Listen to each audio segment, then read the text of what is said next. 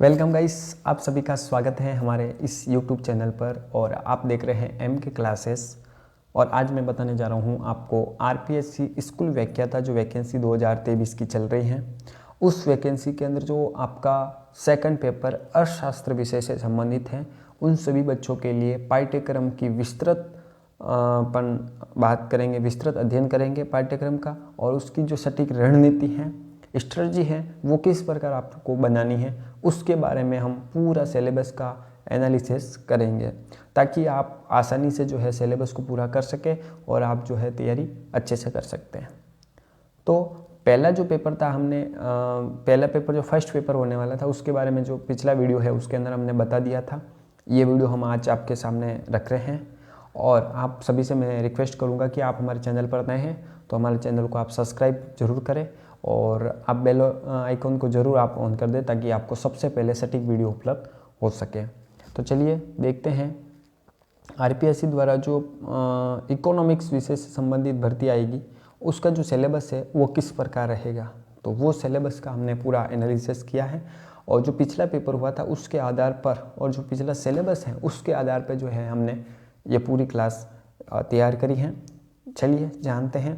पहला जो पेपर था, जैसा कि हमने पिछली कक्षा के अंदर आपको बताया था, पहला जो पेपर होने वाला है वो लगभग आपका 150 नंबर का होगा, यानी कि 75 क्वेश्चंस 150 नंबर का होगा। और वो पेपर आपका जीके और जीएस वाला होने वाला है। तो पहला पेपर आपका इस तरह से हमने बताया था। जो सेकंड पेपर है जो आपका सब्जेक्ट से रिलेटेड होगा, और सब्जेक्ट से रिलेटेड की बात करूं मैं तो इसके अंदर जो है आपकी जो पीजी विषय है, जो भी जैसे ही अर्थशास्त्र विषय है, तो अर्थशास्त्र विषय से संबंधित 150 क्वेश्चंस और 300 अंकों के आपको यहाँ से पूछे जाएंगे। फिर बात करते हैं समय के, तो इसके लिए आपको हल करने का जो समय है 3 घंटा समय आपको मिलेगा। आगे बात करते हैं नकारात्मक अगर अंकन की, नेगेटिव मार्किंग की, तो आपका 1/3 जो उत्तर होगा, 1/3 उसका काटा जाएगा अगर आप गलत अंक प्रश्न करते हो, गलत उत्तर चयन करते हो तो।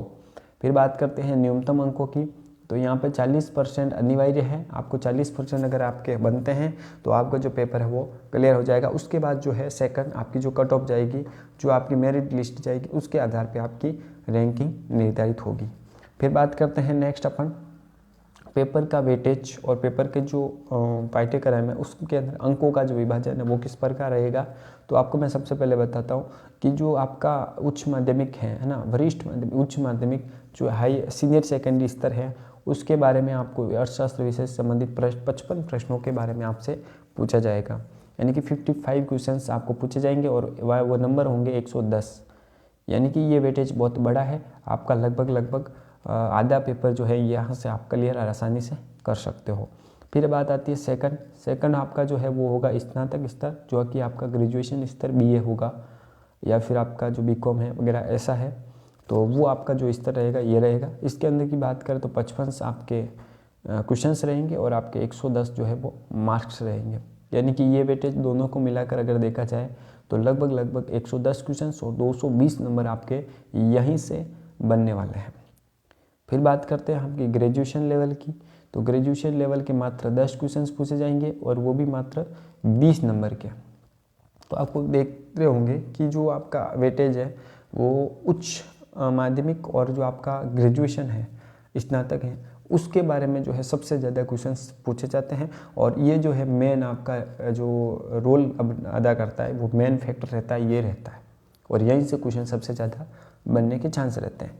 फिर बात करते हैं आपका जो स्कूल मैनेजमेंट से रिलेटेड, यानी कि शैक्षिक प्रबंधन से रिलेटेड, और जो आपका अधिगम सामग्री है या और जो अधिगम में कंप्यूटर सूचना प्रौद्योगिकी आईसीटी का उपयोग, इसके बारे में जो है संबंधित आपको 30 यहाँ पे मैं वो कह रहा था शिक्षा मनोविज्ञान है ना, यहाँ पे आपको साइकोलॉजी के बारे में, जो फर्स्ट पेपर था उसके अंदर स्कूल मैनेजमेंट था, शैक्षिक प्रबंधन, और जो सेकंड पेपर है उसके अंदर आपका शैक्षिक मनोविज्ञान के बारे में क्वेश्चंस पूछे जाएंगे। 30 क्वेश्चंस होंगे और ये जो नंबर का वेटेज है ये 60 नंबर का होगा, यानी कि टोटल आपके 150 क्वेश्चन होंगे और ये जो मार्क्स हैं वो 30 मार्क्स के आपके यहाँ से नंबर बनेंगे। तो ये का पूरा जो मेन फैक्ट होगा ये इस तरह से होगा, जो कि इसके अकॉर्डिंग क्वेश्चंस पूछे जाएंगे। और क्वेश्चंस किस टॉपिक से पूछे जाएंगे वो जानते हैं, हम देखते हैं नेक्स्ट स्लाइड के अंदर। सबसे पहले बात करते हैं आपके उच्च माध्यमिक स्तर पर बात करते हैं तो उच्च माध्यमिक में पहला टॉपिक आता है आपका अर्थशास्त्र का अर्थ और अर्थशास्त्र की क्या है परिभाषा आपको यहाँ से पूछी जाएगी। बहुत अच्छी चीज़ है, बट आपको ध्यान रखना है। नेक्स्ट जो टॉपिक है वो है आपका एक अर्थव्यवस्था की जो केंद्रीय समस्याएं होती हैं और जो चयन की समस्या होती है उसके बारे में जो है आपको यहाँ से क्वेश्चन पूछा जाता है। यानी कि जो आपका अर्थशास्त्र की जो 3 मुख्य केंद्रीय समस्या होती है, उत्पादन क्यों किया जाए, क्या किया जाए और किसके लिए किया जाए, तो यहाँ से तीनों के बारे में क्वेश्चंस बनता है। फिर बात करते हैं आर्थिक प्रणाली, उसकी जो विशेषता है और उसके कार्य जो है इसके बारे में क्वेश्चंस बनता है। तो आपको ये चीज़ें इसके बारे में अच्छे से आपको पढ़नी है। फिर बात करते हैं उपभोक्ता संतुलन के बारे में क्वेश्चंस आपको मैंने जैसे कि पहले भी बताया था कि इसके बारे में अधिकांश क्वेश्चन जो है वो बनते हैं और आगे जो एग्ज़ाम है उसके अंदर इसके क्वेश्चंस आपको देखने को मिलेंगे। तो इसके अंदर जो कार्डिनल है और कर्मिक दृष्टिकोण है उसके बारे में आपको खास ध्यान रखना है। ये आपको ध्यान रखना है कि इसके बारे में सबसे ज़्यादा क्वेश्चंस पूछे जाते हैं। फिर बात करते हैं मांग के जो निर्धारक तत्व हैं उसके बारे में सबसे ज़्यादा क्वेश्चंस और बनते हैं। यहाँ पे मांग की लोच की अवधारणा से संबंधित भी प्रश्न यहाँ आपका बनता है। फिर बात करते हैं उत्पादन के जो कार्य हैं उसके बारे में, जो चर अनुपात का नियम है, पैमाने का पर रिटर्न है, लागत पर राजस्व की विभिन्न अवधारणाएं और उनके संबंध जो है उसके बारे में यहाँ पे प्रश्न जो है आता है। फिर बात करते हैं जो बाजार हैं और बाजार की जो विशेषता है ना, बाजार के जो रूप है, बाजार की जो निर्धारण की व्यवस्था है ना, पूर्ण प्रतिसंपदा, एकाधिकार और जो उत्पादन का निर्धारण होता है उसके बारे में जो है आपको प्रश्न आते हैं। इस टॉपिक से अच्छे प्रश्न बनने के चांस रहते हैं। फिर बात करते हैं राष्ट्रीय आय की। ये सबसे इम्पोर्टेंट टॉपिक यही है। राष्ट्रीय आय से संबंधित लगभग 10 से 12 क्वेश्चन आपको बनते हैं। आपको याद रखने की सबसे बड़ी ध्यान रखने की ये चीज़ है कि राष्ट्रीय आय वाला टॉपिक अगर आपका अच्छे से कंसेप्ट तैयार है, आप अच्छे से उसको पढ़ रखा है, तो आपको कम से कम 10 से 15 क्वेश्चन आपको मिल जाते हैं। फिर बात करूँगा इस टॉपिक के बारे में विशेष, तो ये टॉपिक हम इस चैनल के माध्यम से पिछली बार भी करा रखा था और आने वाले समय के अंदर भी हम इसकी क्लास जो है अपलोड कर देंगे। आप अच्छे से उस टॉपिक को समझ सकते हैं।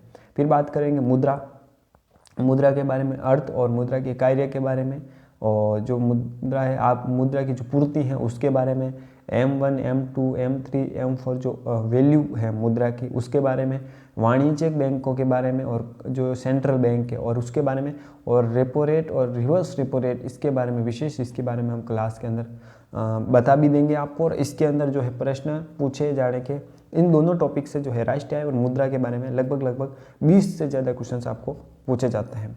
फिर बात करेंगे जो आर्थिक विकास है, आर्थिक विकास का अर्थ और उसके जो निर्धारक तत्व हैं वो, और विकसित देशों की विशेषताओं के बारे में आपको क्वेश्चंस पूछा जाएगा। तो ये आपको खास करके देखना है कि आपको किस तरह से प्रश्न बनते हैं। जो पिछला एग्जाम है उस पैटर्न के आधार पर उस तरह से आपको यहाँ पे तैयारी करनी है। फिर बात करूँगा मैं भुगतान संतुलन। तो भुगतान संतुलन का अर्थ, उसके व्यापार संतुलन और इसके बारे में प्रश्न बनते हैं। फिर बात करेंगे भारतीय अर्थव्यवस्था की जो समस्या है, गरीबी, बेरोजगारी और असमानता, इन तीनों चीज़ों के बारे में प्रश्न आएंगे। तो ये आपको अच्छे से टॉपिक बात करना। फिर बात करेंगे आर्थिक योजना और उद्देश्य और उपलब्धियाँ, नीति आयोग और केंद्रीय जो प्रवृत्ति के अंक गणित हैं जैसे कि माध्य, माध्यिका और बहुलक, ये तीनों यहाँ से टॉपिक के अंदर जो आपका पेपर है उसके अंदर यहाँ इन टॉपिक जो है आपके तीनों, इसमें से एक क्वेश्चन, दो क्वेश्चन आपके एग्जाम के अंदर आते हैं।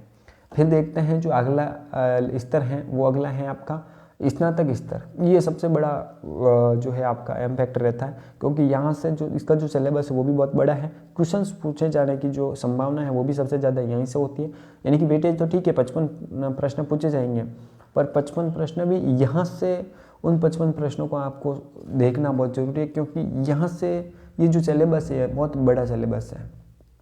फिर बात करते हैं, मैं सिलेबस के बारे में आपको विस्तार पूर्वक बताऊं तो सबसे पहले देखिए उपभोक्ता व्यवहार का सिद्धांत, ये तो पूछा जाता ही है और आगे भी पूछा जाएगा। फिर बात करें उपभोक्ता और उत्पादक की जो अधिशेष है उसके बारे में, है ना, उसके बारे में पूछा जाएगा। फिर बात करते हैं अपूर्ण जो प्रतिसंपदा होती है उसके बारे में, तो ये आपको पूछा जाता है। फिर आपकी बात करें माइक्रो इकोनॉमिक्स चर और स्टॉक और जो प्रवाह चर है उसके बारे में। फिर उपभोग की परिकल्पना, तो ये बहुत सारे टॉपिक है जैसे कि आप सिलेबस के अंदर देख रहे हो। मुद्रास्फीति, धन की आपूर्ति, ना धन की मात्रा, फिलिप्स वक्र, तो ये बहुत सारी चीज़ें जो है आपको यहाँ से पूछेंगी। इस सिलेबस को आप चाहो तो स्क्रीनशॉट ले सकते हो, आप अपने जो नोटबुक हैं, आप सिलेबस जो बनाने वाले हो उसके अंदर इसको विस्तारपूर्वक लिख सकते हो कि इस टॉपिक के बारे में ये मुझे चीज़ें पढ़नी है और इस चीज़ के बारे में मुझे पूरा का पूरा विवरण आपको तैयार रेडी कर रखना है। क्योंकि आप जो नोट्स भी बनाओगे ना, आप सेल्फ पढ़े कर रहे होगे साथ में, तो आपको ये दिमाग के अंदर होना चाहिए कि मुझे इस सिलेबस के अनुसार इस सिलेबस को क्लियर करते हुए पढ़ना है, तब आप उसकी जो प्रिपेयर तैयारी है वो कर पाएंगे। फिर बात करते हैं व्यापार के सिद्धांत की। प्रत्यक्ष विदेशी निवेश है ना, विश्व व्यापार संगठन, जो विश्व बैंक है, वो IMF, इनके बारे में जो है खासा प्रश्न पूछे जाने के चांसेस रहते हैं।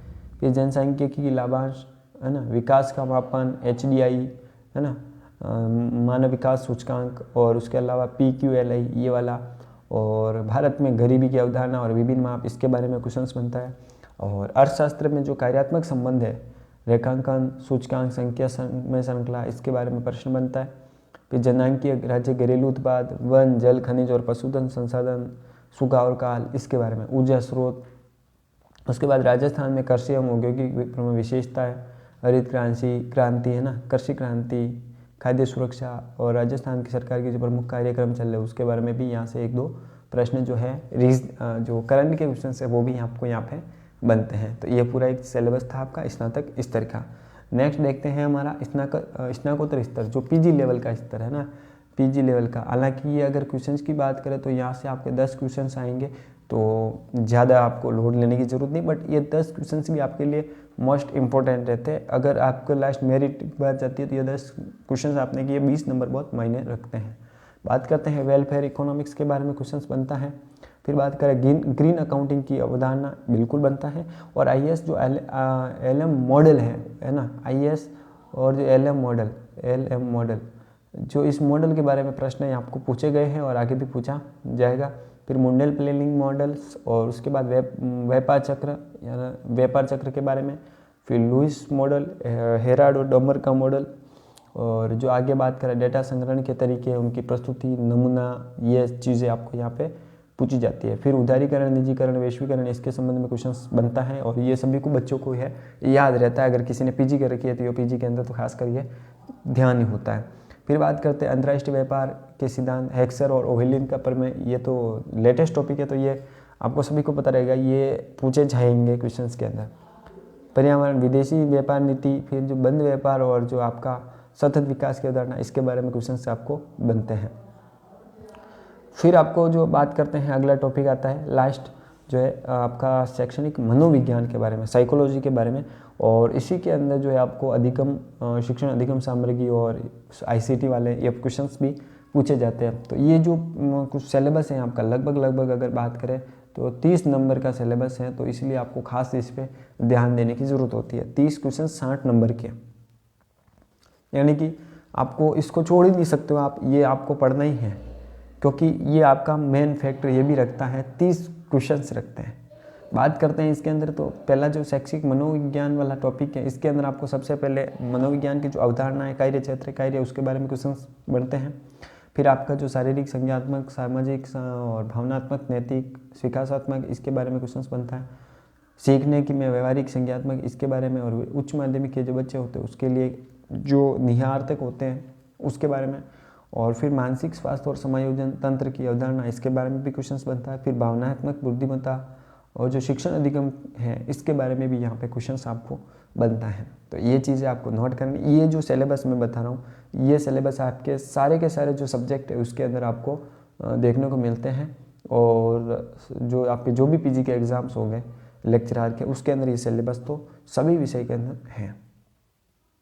नेक्स्ट देखते हैं आपका जो अगला जो है इसी के अंदर, तो वो होगा आपका संचार कौशल और इसका उपयोग, इसके बारे में। और मॉडल, जो शिक्षण मॉडल है उसके बारे में। फिर बात करें शिक्षण अधिगम सामग्री तैयार करना और उपयोग, और सहकारी शिक्षा, इसके बारे में जो टॉपिक है अच्छे से आप याद करें। इसका आपको एक गाइड लानी अच्छी सी, और उसके गाइड के अनुसार आपको यह तैयारी करनी है। उसके लिए अगर चाहे तो RBD की एक बुक आती है शैक्षिक मनोविज्ञान से संबंधित, फर्स्ट ग्रेड सेकंड ग्रेड से रिलेटेड, उसको आप अच्छे से पढ़ लेते हैं तो आपका ये सारा का सारा कवर हो जाता है। फिर बात करते हैं टीचिंग, लर्निंग एंड कंप्यूटर सूचना, ICT के बारे में। तो ICT आपके हार्डवेयर, बात करते हैं ICT आपके हार्डवेयर और आपके सॉफ्टवेयर की अवधारणा और आपके सिस्टम दृष्टिकोण और कंप्यूटर सहायता में निर्देश देना, ये जो चीज़ें हैं ये आपकी यहाँ से क्लियरिटी के साथ पूछी जाती हैं। और ये भी मैंने बताया जो ये सिलेबस बहुत छोटा है, आईसीटी वाला जो आपका है ये सिलेबस बहुत छोटा है, भौतिक शिक्षा मनोविज्ञान वाला, बट क्वेश्चंस आपके 30 क्वेश्चंस आपके आसानी से क्लियर हो सकते हैं, इसलिए इस पर आपको खास ध्यान रखना है। फिर बात करूँगा मैं आप सभी से रिक्वेस्ट करूँगा कि आप हमारे चैनल पर नए हैं तो हमारे चैनल को आप सब्सक्राइब जरूर करें, ताकि आपको जो वीडियो है समय समय पे आपको मिलते रहे। नेक्स्ट वीडियो जो है भूगोल से संबंधित है, आप भूगोल के भी अगर कोई स्टूडेंट है तो उनको वो वीडियो शेयर करें। और मैं एक रिक्वेस्ट और करूँगा कि आपको ये वीडियो अच्छा लगा हो तो अपने दोस्तों से शेयर जरूर करें, लाइक ज़रूर करें और कमेंट करके ज़रूर बताएं। और किसी भी तरह का कोई सवाल हो इस सिलेबस से रिलेटेड या इस जो इकोनॉमिक्स है उससे रिलेटेड, तो आप में कमेंट करके ज़रूर पूछ सकते हैं। आपका उसका आपको जो है मैं रिप्लाई आपको दे दूँगा। वीडियो देखने के लिए आप सभी का धन्यवाद। मिलते हैं नेक्स्ट वीडियो के अंदर। जय हिंद, जय भारत।